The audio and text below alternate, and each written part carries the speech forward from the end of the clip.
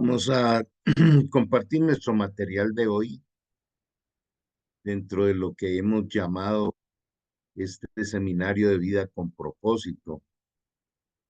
Y, y todo se resume en el hecho de que nosotros debemos comprender eh, que hemos venido para que se desarrolle en nosotros ese plan que Dios ya lo diseñó desde antes de crearnos.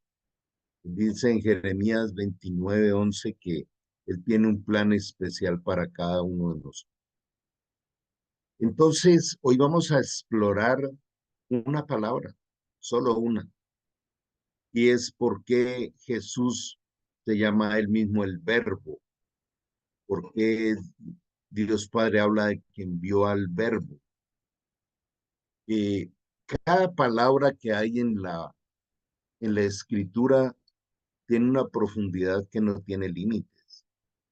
Entonces, uno a veces pasa desprevenidamente leyendo y no se queda extrayendo los diamantes que hay en cada uno de eh, estas minas de diamante que es la palabra de Dios. Entonces, la palabra verbo quiere decir la verdad en acción, quiere decir el mensaje, quiere decir iluminación, quiere decir eh, guía. Y de todas estas definiciones, vamos a quedarnos con esta. Jesús es la verdad en acción. El verbo es la verdad viviente. Por eso dice en el Evangelio de San Juan capítulo 1, versículo 1, que es el primer versículo por donde uno debiera entrar a la Biblia. Dice, en el principio la palabra ya existía. Dice, la palabra estaba con Dios y la palabra era Dios. Entonces entendemos que Jesús nos enseña esta figura de decir yo soy la verdad. Él lo dijo, soy el camino, la verdad y la vida. Pero soy la verdad que produce acción, que produce vida, que transforma, que cambia. Porque esa palabra, la verdad absoluta es Dios. Entonces, el que es la palabra existía en el principio con Dios. Aquí aparece un poquito reflejado también este misterio de la Trinidad, donde sabemos que es un solo Dios, no son tres dioses. Es Padre, Hijo y Espíritu Santo, que son tres personas en un solo Dios y son indivisibles. Esa fusión Padre, Hijo y Espíritu Santo hace que Dios sea íntegro, único, sino que cada una de las personas de la Trinidad tiene un rol que en una acción diferente. Entonces, el Padre es el generador de todo, el Hijo es aquel que trae la luz, la verdad, la palabra, la salvación, la redención, el perdón, y el Espíritu Santo es el que aplica la obra hecha y terminada por Jesús. Dios creó todas las cosas por medio de él y nada fue creado sin él, nada, ni en los cielos ni en la tierra. O sea que tú y yo fuimos creados por Jesús. La palabra le dio vida a todo lo creado y su vida trajo luz a todos. Recordemos cómo en el Génesis comienza la palabra a ser generadora hasta el día de hoy. Los científicos ya hoy en día hablan de que la palabra es generadora, produce algún tipo de acción, para bien o para mal. Obviamente no hablo de la palabra de los seres humanos. Y entonces Dios hablaba y su palabra creaba, desarrolló la creación. Leía un artículo muy reciente de unos científicos donde ellos definitivamente aceptan que la única explicación de lo que existe es porque hay un creador. Y algunos descubrimientos de un posible eco de un Big Bang que generó todo y se expandió, sigue siendo una teoría. La única forma de explicar con coherencia que una primera explosión creadora es porque hay un creador, lo dicen los científicos, pero me refiero a que después de miles de años de que el Señor nos enseñó eso en su palabra, entonces ya los científicos empiezan como a reconocer que es así. Pero volvamos a lo nuestro. El libro de Génesis dice que Dios con su palabra fue creando cada día todo aquello y su palabra produce orden. Recordemos, lo habíamos visto en algún otro momento, lo que dice el versículo 2 de Génesis 1, que la tierra estaba desordenada en tinieblas y vacía, y su palabra fue reordenando todo. Entonces, cuando la palabra de Dios llega a nuestra vida, que estaba desordenada en tinieblas y vacía, empieza a reordenar y a hacer una nueva creación de todo. Cuando yo Cuando nosotros nos damos esa oportunidad de estudiar la palabra, de meditarla, de internalizarla, de, dice que su palabra es espíritu y es vida, dice Juan 6:63. Entonces, lo que estamos haciendo en este momento de contemplar la palabra, comprenderla, meditarla, orar sobre ella, recibirla, es viva y eficaz y penetra hasta lo más profundo de nuestro ser, va generando una transformación increíble hacia hacer de nosotros el modelo perfecto diseñado por Dios. La luz brilla en la oscuridad y la oscuridad jamás podrá apagarla. Oscuridad es mentira, es engaño, es humanismo, es todo aquello que Dios no ha creado. Cada vez que el hombre quiere crear cosas, está mm, ejerciendo una acción mm, que fue lo que estableció Satanás desde el comienzo. O sea, quiero ser Dios, quiero ser el creador. Eso hace parte del ego, hace parte de la autosuficiencia. Entonces la palabra se hizo hombre y vino a vivir entre nosotros. Aquí vemos como en Filipenses 2 y 3, Dios dice que él no consideró ser Dios, se humilló a sí mismo volviéndose hombre y no solo hombre, sino siervo y siervo de obediencia y obediencia de cruz. Entonces, ese amor de Dios por nosotros lo llevó a humanizarse para que pudiéramos tener una identidad, pero también para ver el poder de la palabra que vino a rescatarnos. La palabra se hizo hombre, o sea, la sabiduría no es un concepto, la sabiduría es una persona que se llama Jesús. Jesús brilla a través de la sabiduría y la inteligencia y el poder del Espíritu Santo. Eso es lo que Él nos entrega. Esa es la esencia de la vida eterna. Y vino a vivir entre nosotros. Hasta el día de hoy sigue viviendo entre nosotros. Como dice en Juan 17, Padre, yo quiero que donde yo esté, ellos estén también. Por eso a todo aquel que ha nacido de nuevo y que tiene a Cristo en su corazón en forma de Espíritu Santo, estamos con Él. Estaba lleno de amor inagotable y fidelidad. Hagamos otra pausa allí. Amor inagotable. No disminuye ni un milímetro el amor de Dios por tu vida y por la mía. Lo he dicho en muchos momentos, el amor de Dios es inmodificable. Nuestra manera necia de caminar por la vida no cambia el amor de Dios por nosotros. Todas las acciones de desobediencia traen cosecha, traen consecuencias a veces bien difíciles, porque Dios es justo, Dios le da a cada quien lo que cosecha producto de sus acciones. Entonces el hecho de que el amor de Dios sea inmodificable, por eso es fiel, lo que nos da es una certeza de decir, wow, puedo tener una vida confiable, porque a ese Dios que es omnipotente, omnipresente, omnisciente, todo lo puede, está en todas partes, todo lo sabe, dijo que iba a estar con nosotros para siempre. Donde quiera que vamos, Él está allí. Entonces, ¿es nuestra vida confiable? Esa sería una respuesta muy especial que pudiéramos tener en esta mañana. Mi vida es confiable en ese sentido de que sé quién me cuida, sé quién me acaba de regalar este día. Puedo deleitarme de un amor inagotable y de una fidelidad que no falla.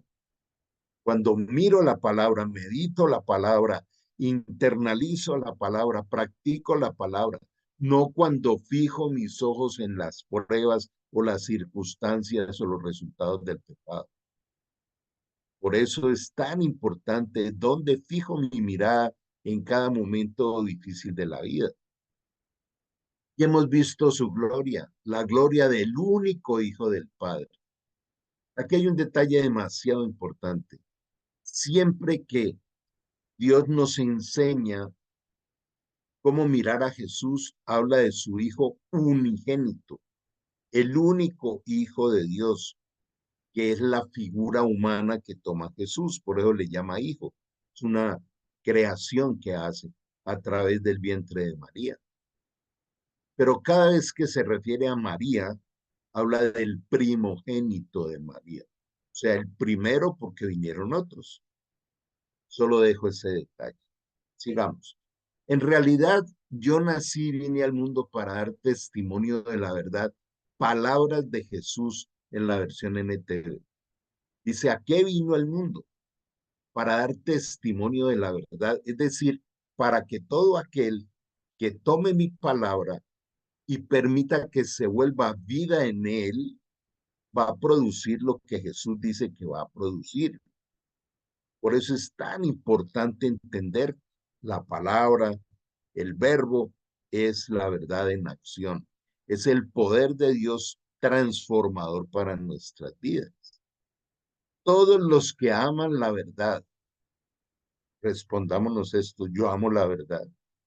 Me apasiona la palabra de Él, que no es un libro aburridor. ¿Sabe cuándo cansa la Biblia? Cuando se maneja de forma religiosa o cuando la persona no ha nacido de nuevo, entonces no entiende nada. Pero cuando nace de nuevo, aparece la luz y viene toda esta revelación que trae el Espíritu Santo. Todos los que aman la verdad reconocen que lo que les digo es cierto. Qué desafío tan lindo el que nos hace el Señor. Dice, prueba mi palabra. Vaya, practíquela, pruébala, a ver si no obtiene lo que yo le prometo. Por fin ha llegado el tiempo prometido por Dios, anunciaba. El reino de Dios está cerca. Arrepiéntanse de sus pecados y crean a la buena noticia. Fue la primera predicación de Jesús cuando inició su ministerio a los 30 años. La primera palabra que sale de la boca de Jesús cuando empieza su ministerio es arrepiéntanse. De manera que mira todo lo que dice aquí. Vamos entrando en la profundidad del tema del verbo. El verbo nos invita a meditar la palabra en los puntos de acción. Si yo quiero que mi vida sea accionada por el poder de la palabra de Dios, debo mirar aquellos impulsadores que trae la palabra, que son los verbos. Dice, por fin ha llegado el tiempo prometido por Dios. O sea, las promesas de Dios llegan a través de un tiempo que Él tiene establecido. Lo dice Eclesiastés 3. Yo no puedo cambiarle el tiempo a Dios. La espera en el tiempo de Dios produce paciencia. De manera que dice que Jesús trajo el reino. Reino son riquezas y las riquezas del reino no son visibles. Por eso todos los que quieren manipular el evangelio para hablar de dinero y hablar de otras cosas, están manipulando y respetando la palabra. Las, las cosas invisibles de Dios son bendiciones eternas y las cosas visibles aquí en la tierra que todos necesitamos se llaman añadiduras y son temporales. El día que nosotros partamos a la presencia de Dios, nos vamos a llevar solamente las riquezas del reino. Las otras cambiarán de dueño. Por eso, ¿no creen que hoy podíamos tomar una decisión diferente? Decir, voy a apuntarle a las riquezas eternas, a lo que me voy a llevar en mi equipaje cuando llegue al tribunal de Cristo. Todos nos vamos a morir, eso no lo discute nadie. De manera que Jesús nos trajo las riquezas del reino, todas completas, íntegras, nos las entregó y nos dijo, ahora son coherederos de todas estas riquezas, para disfrutarlas y practicarlas desde ahora. Pero esto requiere dos acciones. El verbo en acción, el primero arrepentimiento. Esa es la primera acción. Lo hemos hablado en muchos momentos, pero vale la pena mm, eh, repasar un poquito que arrepentimiento es renunciar al pecado, así me guste o no me guste, pero pidiéndole a Jesús que me lo quite, porque Él es el Cordero de Dios que quita el pecado. No es por fuerza de voluntad, como dicen las religiones, es por una relación de amor libertadora que Él viene y me quita el pecado. Arrepiéntanse, o sea, renuncien al pecado, que el poder y el libertador y el Rey de justicia viene y nos rescata. Aquel que le dice al Señor sinceramente de su corazón, yo no quiero más esto en mi vida, ayúdame, Él viene y nos rescata y nos lleva a otro nivel. Y crean las buenas noticias. Evangelio quiere decir las buenas noticias. El Señor dice, a través de mi palabra puedes entrar en la buena aventura. De alguna forma está diciendo, vengan, vuélvanse bienaventurados. O sea, vivan cada día como una aventura buena. De eso se trata. Como el Señor, como lo vamos a ver ahora más adelante, nos pide estar siempre alegres. Si vivimos más aburridos y amargados a cada rato, por las circunstancias, porque las cosas no salen, porque otro me miró feo, porque me hicieron, no me hicieron, qué triste la vida así. Entonces Dios dice, mira, libérate de todo eso, deja de estar mirando las circunstancias, mírame a mí y disfruta de mi poder y mi presencia en tu vida. Yo te equipo de todo el poder de mi espíritu y ahí es donde con gran alegría puedes expresar y testificar lo que dice Filipenses 4:13. Todo lo puedo en Cristo que me fortalece. Eso no es un adorno, es una realidad. Entonces dice, créanme la buena noticia. Entonces, ¿dónde están colocando la mirada? ¿Dónde están colocando los pensamientos, las emociones? En lo que pasa afuera.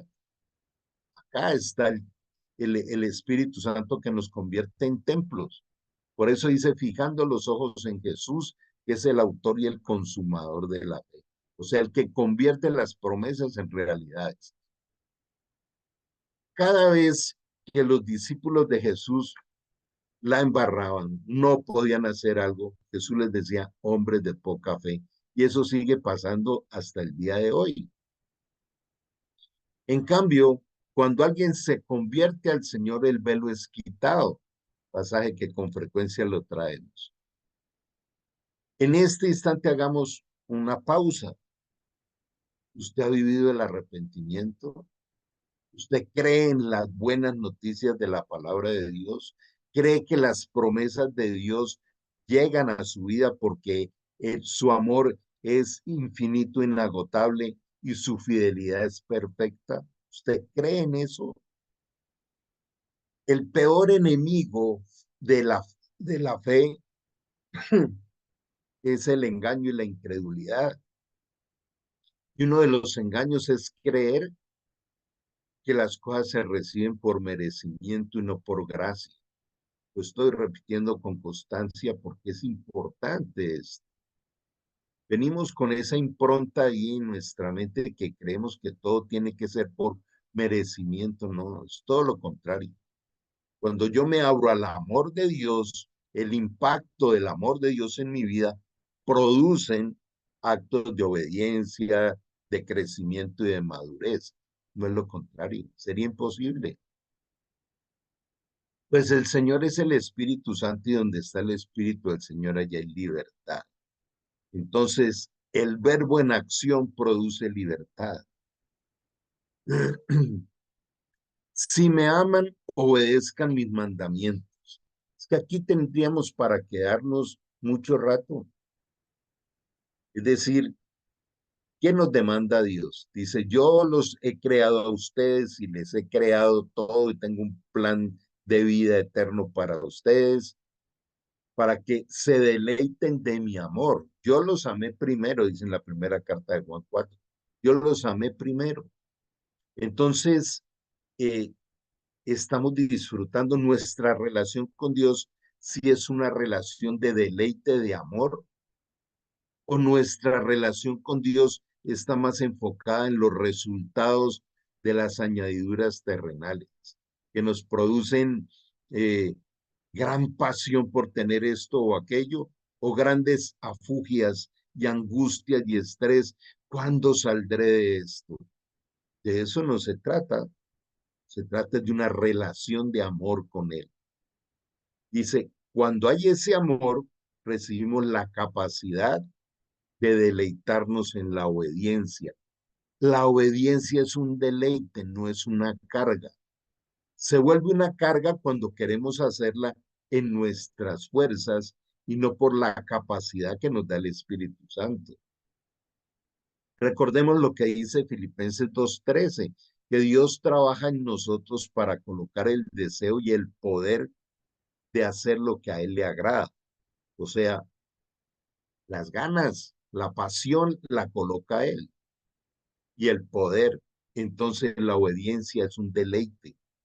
No se puede obedecer por fuerza de voluntad, sino porque Él arranca ese corazón de piedra y nos lleva otra vez a la acción. La palabra, la sabiduría, la inteligencia de Dios, su Espíritu Santo nos lleva a una vida de acción, de obediencia, de gozo, de acción transformadora.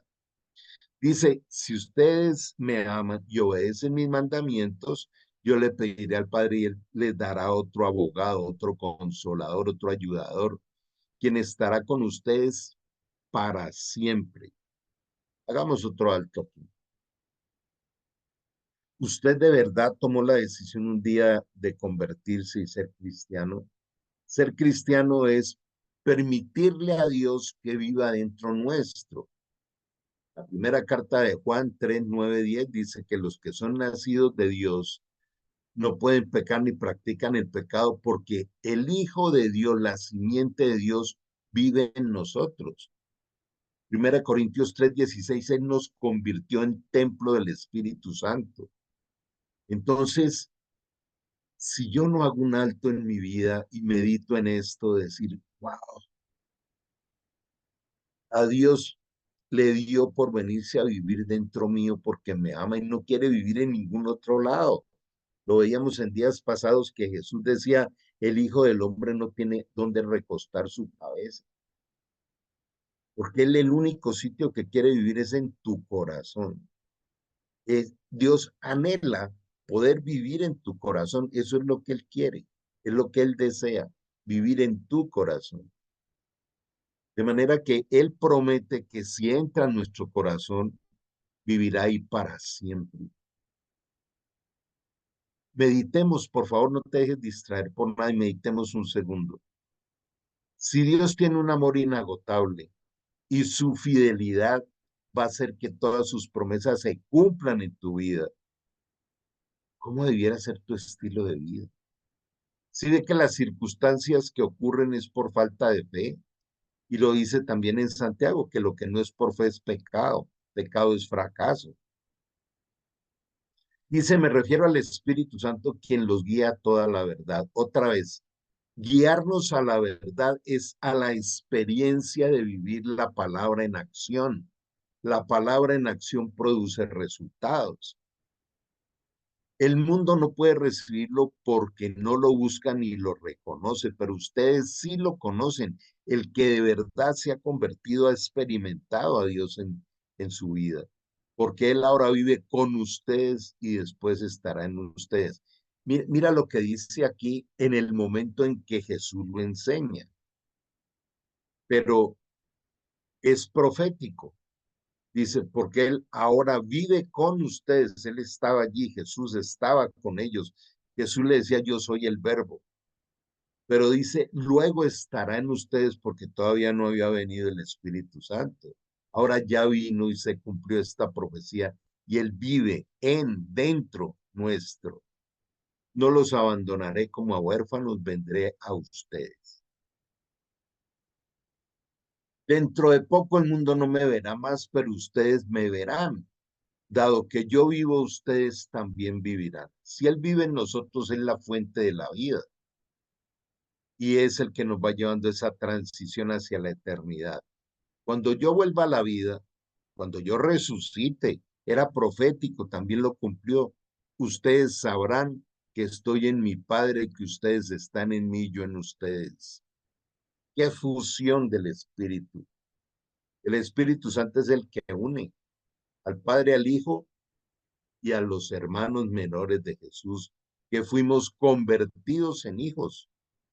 Recordemos lo que dice el Evangelio de San Juan en el capítulo 1, versículos 12 y 13.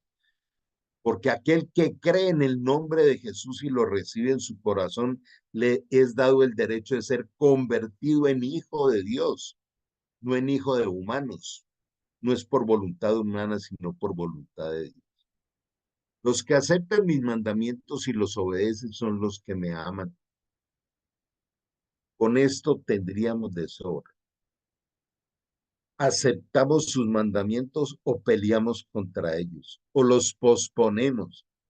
Sabemos en algún rincón de la conciencia que hay cosas que tenemos que cambiar, pero las dejamos por allá, más adelante, no le damos la prioridad que Dios quiere.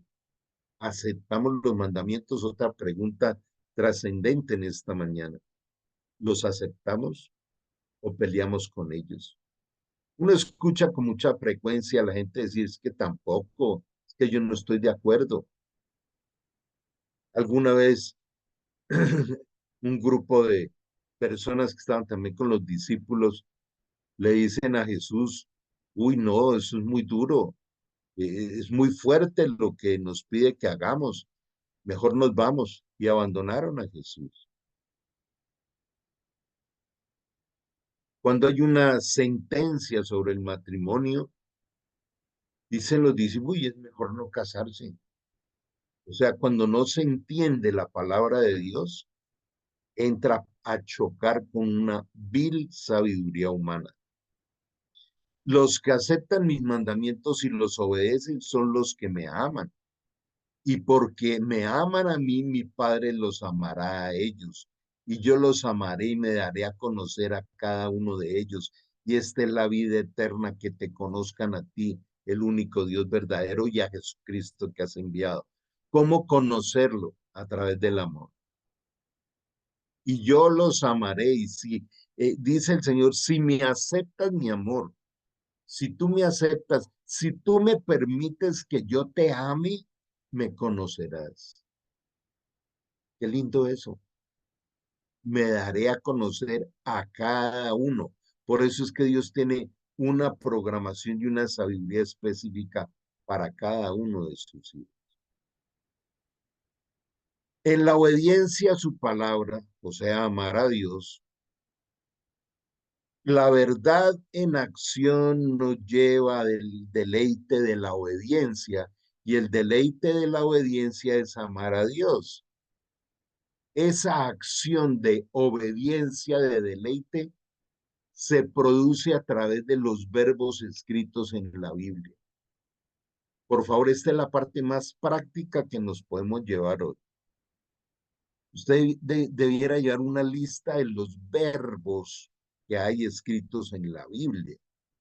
Los verbos nos llevan a planificar su práctica. Por eso habíamos hablado en algún momento de lo que nos recuerda Santiago cuando dice que no seamos solo oidores, sino hacedores de la palabra. Si no somos hacedores, le estamos diciendo a Dios mentiras, porque amar a Dios es practicar su palabra, es deleitarnos en la obediencia en acción. Los verbos son la acción y el resultado, la cosecha, las promesas cumplidas. Veamos esto. En realidad no es que el Señor sea lento para cumplir su promesa como algunos piensan, y más en este mundo que queremos que las cosas estén a un clic de distancia. El Señor dice que Él tiene sus tiempos y cuando llega el tiempo del cumplimiento. Por ejemplo, esta palabra está llegando a cada uno de nosotros porque era el tiempo de recibirla.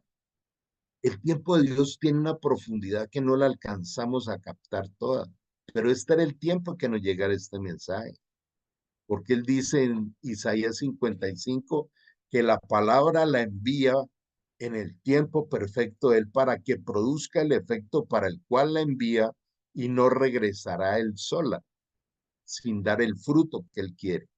Por eso la palabra produce fruto en nosotros. Entonces, otra vez volvamos a la parte más práctica de toda esta enseñanza es, usted tiene en cuenta los verbos que lo llevan a planificar la práctica de la obediencia con deleite, que es la forma de amar a Dios. Al contrario, es paciente por amor a ustedes. Alguien me decía en estos días, pero es que llevo tanto tiempo pidiéndole una esposa al Señor y nada que llega. Le digo, no llega porque no estás preparado. Si te la entrega ahora vas a perder, vas a perder ese regalo que Dios te está entregando.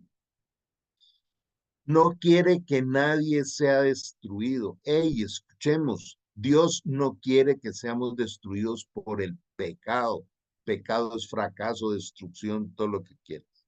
No quiere que nadie sea destruido, quiere que todos se arrepientan. Arrepentirse es, voy por este camino, no renuncio a ese camino y vengo al camino de la verdad, que es Jesús, yo soy el camino. Como dice el Salmo 32:8, te haré entender y te mostraré el camino que debes seguir y sobre ti fijaré mis ojos. Entonces, el gran impulso que nos trae este mensaje es vivir en obediencia con deleite. ¿Cómo se vive en obediencia con deleite? Al meditar la palabra de Dios, sacar el listado de los verbos y planificar su práctica. Dios no es un hombre, por lo tanto, no miente. En él no hay mentira. Él no es humano, por lo tanto, no cambia de parecer. ¿Acaso alguna vez habló sin actuar? Miremos esto despacio, muy despacio. Si una persona todo lo que dice lo hace, todo lo que promete lo cumple, todo, absolutamente todo, no es confiable. Esa es una de las características de Jesús, la coherencia. Todo lo que pensaba y sentía era lo mismo que decía y hacía siempre hasta el día de hoy. Hoy Dios nos está diciendo, ¿acaso lo que yo te prometo no lo voy a cumplir? ¿Cuántos en la palabra de Dios y en la historia de la humanidad, estando a punto de recibir las promesas, tiraron la toalla, dejaron allí? Por eso dice el Señor, no se desanimen, no dejen de hacer lo bueno, perseveren. La perseverancia es una de las fortalezas que nos da el Espíritu Santo. Dice, porque si perseveran al final, cosecharán. O sea, la cosecha llega, eso es inevitable. Dios cumple, pero mientras tanto nos pide paciencia. Alguna vez prometió sin cumplir, y mira, esto está escrito allí, está en Números 23:19. Dios está diciendo, desafíame, dice el Señor, mostrándome cuando prometí algo y no te cumplí. No la manipulación de promesas de hombres a través de cantidad de falsos profetas que llenan este mundo, manipulando a la gente, manipulándoles el bolsillo.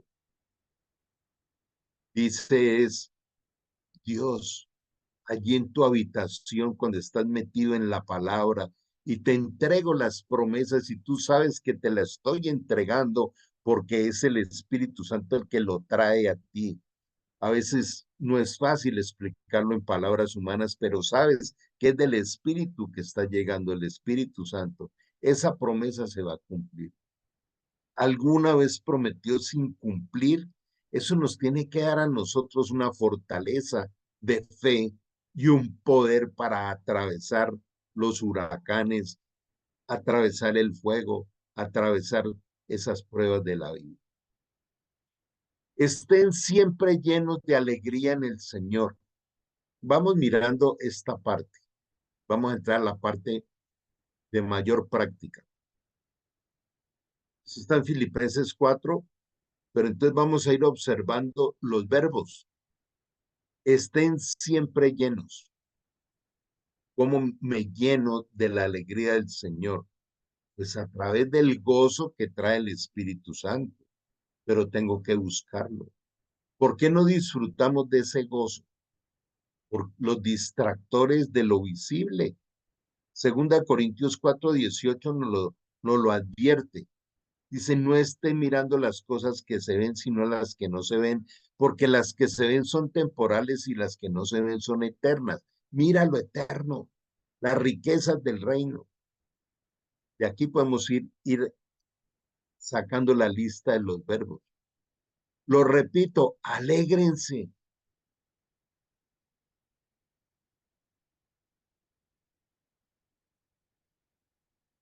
¿Cómo sería la respuesta de alguien que está pasando por una situación bien compleja y uno llega a decirle, alégrate?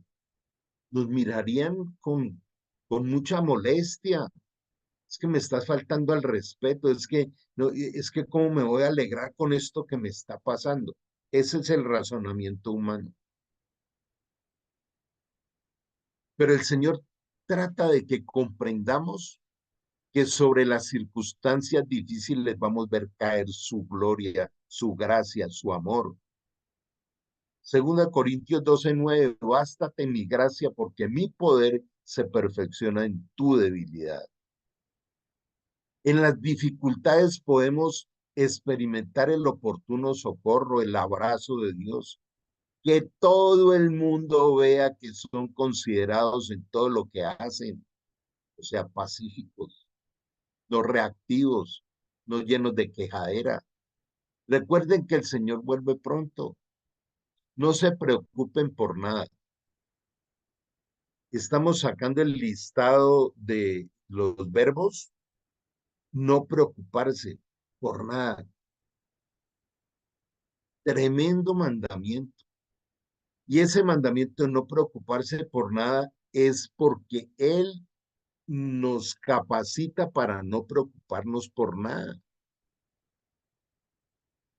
Cuando vemos aquellos pasajes increíbles en la palabra de Dios, de cómo a San Pablo, por ejemplo, lo daban por muerto después de unas palizas que le daban con varas de bambú, y él al rato se levantaba y seguía predicando.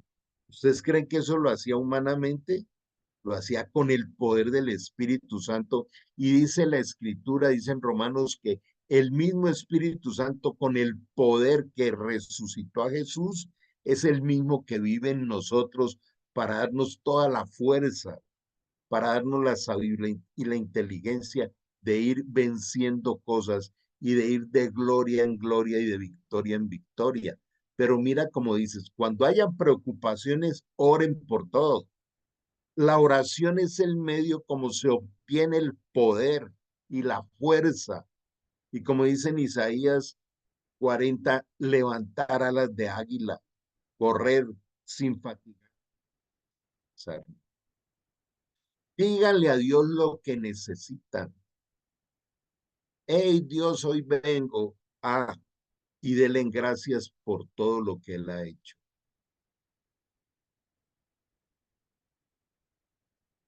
Una de las cosas que me gusta, pero no es de manera repetitiva, sino sincera. Primero es recibir cada día con gratitud. Me lo han escuchado muchas veces, pero es que es reiterativo para poder aprenderlo. ¿Cómo nos levantamos cada día diciendo, wow, Señor, gracias, me regalaste otro día? Pero Señor, acompáñame en este día para no dañar tu diseño. Quiero este día disfrutarlo contigo. Quiero en este día vencer las dificultades por tu compañía. Dios conmigo, ¿quién contra mí? Dice Romanos 8. Entonces, Señor, quiero que al final de este día pueda terminar diciéndote gracias, Señor, porque al haber caminado todo este día contigo, ha sido un gran día. Así experimentarán la paz de Dios que supera todo lo que podemos entender. Entonces, si yo estoy leyendo esta porción de la Biblia, Él me está diciendo, te capacito para que vivas con gozo por encima de las circunstancias. Cuando lleguen estas circunstancias, no se preocupen por nada, sino que más bien hablemos de las circunstancias. Todo lo que llega a nuestra vida es entrenamiento. Cuando llegue algo que no te gusta, que no esperabas, dile, Señor, enséñame a deleitarme de este entrenamiento por el cual voy a pasar. Otra vez, cuando pases por el fuego, no te quemarás. Dígale a Dios lo que necesitan. Aquí estoy, Señor. Tengo ganas de orar, estoy deprimido, la vida es muy, muy difícil, pero ayúdame. Tú has prometido que me levantarás. Tú has prometido que serás el oportuno socorro. Tú eres el consolador. Una pequeña pausa. En cada momento de desánimo, en cada momento de alteración interior de las emociones, ¿acaso el Espíritu Santo no nos ha prometido ser nuestro consolador? ¿Por qué en vez de irnos quejando o decirle a todo el mundo lo que me pasa, o todo lo contrario, que es otra posición, me encierro en mí mismo, no hablo con nadie, me aíslo? Esas no son los métodos de Dios. El método de Dios es venir y decirle, Espíritu Santo, ando como bajo de nota, no ando con el gozo que tú pides, pero tú me has prometido consolarme y entonces yo disfrutaría mucho tu consolación. Los consuelos de Dios no son paños de agua tibia como los humanos, son resolutivos, traen poder, traen gozo y experimentarán la paz. Entonces, mira, solo esta porción me permite escribir la palabra en acción. ¿Qué me dice la palabra? ¿Qué debo hacer? ¿Qué me entrega Dios? ¿Y qué es lo que voy a experimentar? La paz de Dios cuidará su corazón y su mente mientras vivan en Cristo Jesús. La paz de Dios cuidará tus pensamientos, tus emociones, tus decisiones, tu mente, mientras vivamos unidos al verbo, que es la verdad en acción, practicando la palabra de Dios.